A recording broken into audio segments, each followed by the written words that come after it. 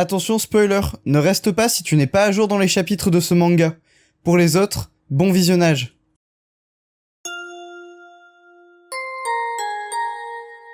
Bonjour à tous, c'est Saliste et on se retrouve aujourd'hui pour la review du chapitre 365 de My Hero Academia. Alors souvenez-vous, à la fin du chapitre 364, nous avions eu une explication un peu bullshit si vous voulez mon avis, sur Headshot qui débloque un nouveau pouvoir sorti un peu de nulle part qui lui permettrait de sauver Bakugo.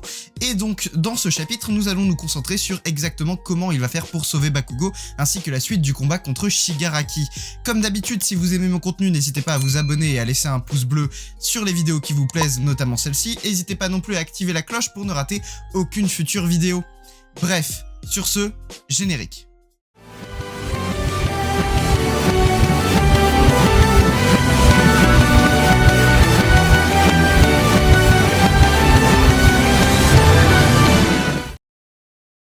Ce chapitre, intitulé dans ma traduction « La résolution d'un héros », se concentre, comme je vous l'ai dit, sur Headshot. Et dès la première page, nous avons une explication de son alter et comment celui-ci fonctionne. Même si on le sait déjà et que nous avions déjà vu comment son alter fonctionne, un peu de précision ne font pas de mal. Du coup, l'alter de Headshot, qui s'intitule Corps de papier, lui permet d'étirer son corps à volonté. Il peut étirer son corps jusqu'à être aussi fin que des fibres musculaires, nous l'avions déjà vu passer à travers les pores de la peau de ses ennemis pour pouvoir aller directement toucher leurs organes et les neutraliser. Un alter très fort qui fait que Headshot fait partie du top 5 des meilleurs héros du Japon, hein. Donc cette première page nous explique qu'il peut s'étirer sans perdre du sang ou quoi, puisque il a réussi à renforcer son corps au point où son propre étirement, son propre alter ne lui cause aucun dégât. Et donc sur cette première page, première chose qui m'embête un peu, Headshot sort de sa poche une bulle de Wash. Alors à quel moment Wash lui a donné cette bulle, on n'a jamais vu ça. En tout cas moi ça ne me dit rien. Dites-moi en commentaire si je me trompe, mais moi ça ne me dit rien. Je ne vois pas à quel moment Wash a donné une bulle à Headshot, mais en tout cas ça lui permet du coup de désinfecter et rendre stérile le corps de Bakugo et donc de pouvoir interagir avec celui-ci à un niveau chirurgical tout en étant dans un environnement stérile. Et comme vous le savez, c'est très important, notamment au bloc opératoire quand vous faites opérer ou quoi que ce soit, dès qu'on ouvre votre corps, il faut absolument que l'environnement soit stérile pour ne pas que ce soit infecté par des bactéries. Et donc ici, une simple bulle de Wash permettrait de faire cela. Donc il se rend aussi fin sur la seconde page qu'une suture chirurgicale et plonge dans le corps de Bakugo.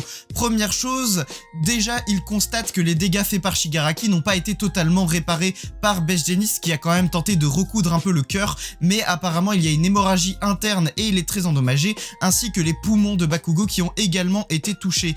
Ici, Headshot nous explique qu'il est capable de réparer les organes de l'intérieur et de relancer des fonctions cardio-pulmonaires. Il est capable de refaire battre le cœur de Bakugo tout en stoppant l'hémorragie. Cependant, c'est au prix de sa propre vie qu'il va pouvoir faire cela, puisque du fait qu'il se rend extrêmement fin et que les conditions sont extrêmes dans le corps de Bakugo, sa propre vie commence à s'éteindre et c'est donc l'échange d'un mort pour un autre, comme je l'avais dit à la fin du chapitre précédent.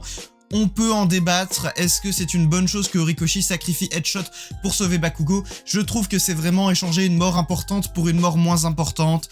Enfin bon, même si ça reste le travail de la génération actuelle, la génération de héros actuelle, de sauver la prochaine génération, les nouveaux héros du futur, donc Bakugo ainsi que les autres élèves de Yue, je trouve ça un peu dommage de revenir en arrière sur une mort aussi importante pour la remplacer par quelque chose de presque anecdotique étant donné qu'on avait très peu vu Headshot dans l'œuvre jusqu'à maintenant. On en revient à Mirko, Best Jeanist et les membres du Big Three qui se battent contre Shigaraki et donc sur le champ de bataille, Shigaraki qui est en train de penser, et on dirait vraiment que ce sont les pensées de Shigaraki et pas celles de All for One, puisqu'il le dit, les démangeaisons ne s'arrêteront jamais s'il ne détruit pas tout autour de lui. Les démangeaisons c'est vraiment propre à Shigaraki, hein, la conscience d'All for One fait qu'il n'a plus ce problème de démangeaison normalement, et même depuis son éveil, depuis qu'il a enlevé les mains des membres de sa famille de son visage, il n'a plus normalement ce problème de démangeaison. Mais ici, on nous dit que les démangeaisons reviendront s'il ne détruit pas tout, ce qui me fait penser que nous avons bien ici la conscience de Shigaraki. Il attaque donc directement dans la direction de Best Jeanist, mais Mirko l'intercepte, Mirko qui possède encore une jambe. Et c'est à peu près tout, puisque sur la page suivante, comme on peut le voir, vraiment son bras se fait déchiqueter par Shigaraki. Donc en fait, le seul bras qui lui restait est mort aussi. Donc elle n'a plus aucun bras et elle n'a plus qu'une seule jambe. Mirko est une jambe, un corps et une tête. Donc vraiment, ça va être compliqué de se battre. Cependant, elle arrive quand même à asséner des coups à Shigaraki qui a l'air de le sentir passer. Bizarrement, jusqu'ici, Shigaraki n'avait été atteint par aucun coup qui lui avait été tiré directement dessus. Même l'attaque ultime de Tamaki ne lui avait fait aucun dégât. Et ici, vraiment, il prend cher juste avec des coups de pied de Mirko, ce qui est impensable jusqu'à maintenant. Mais alors, du coup, qu'est-ce qui fait que Shigaraki prend cher? Il nous explique, ou du moins on voit dans ses pensées, qu'apparemment ce serait à cause de l'attaque que Bakugo lui aurait portée. Ça aurait visiblement endommagé son corps. Et Genis décide d'aider Mirko en stoppant l'hémorragie de ses différents membres qui sont perdus. Et on arrive sur cette case absolument monstrueuse où on voit Mirko ramper sur le sol avec des bras faits à partir des cordes de Best Jeanist, où elle est complètement monstrueuse avec la bouche grande ouverte prête à défoncer Shigaraki et à le mordre s'il le faut, s'il ne lui reste plus que sa bouche. Mirio vient les aider dans tout ça en essayant d'aveugler Shigaraki et de l'empêcher de se défendre face à Mirko qui part pour lui asséner une attaque ultime. Mais on dirait qu'il n'est plus vraiment en train de s'occuper du combat et qu'il est vraiment dans ses pensées en train de se demander encore qu'est-ce qu'il a fait que cette attaque lui a fait des dégâts, qu'est-ce qui a fait que cette attaque a pu lui faire des dommages aussi importants. Et en fait, ici on comprend vite que c'est vraiment l'attaque de Bakugo qui aurait vraiment bouleversé quelque chose à l'intérieur de Shigaraki. Et en fait, ce qui fait que Shigaraki a senti la douleur, c'est que au moment où il s'est battu contre Bakugo, il a ressenti de la peur. Il le dit lui-même, il n'en revient pas. Pourquoi lui ressentirait de la peur de la part de Bakugo qui, je le rappelle, n'est pas un détenteur du One for All.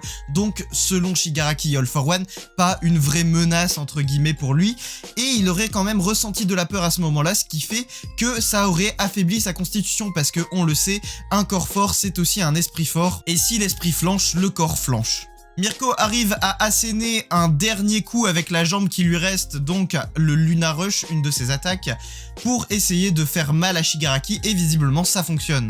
Ça réveille quelque chose en lui d'ailleurs, on peut voir qu'il y a tous les héros du champ de bataille, on voit le jeune Tenko Shimura entouré de mains qui ne comprend pas pourquoi les gens se donnent autant à fond pour Bakugo alors que lui personne n'était là pour l'aider lorsqu'il a tué tous les membres de sa famille entre autres. Ça réveille bien définitivement la conscience de Shigaraki dans son propre corps, All for One n'est plus maître de ce corps à ce moment-là et on peut voir les morceaux de corps, de mains de Shigaraki, là sa chair qui est en train de se créer, qui prend forme des différents membres de sa famille qu'on reconnaît.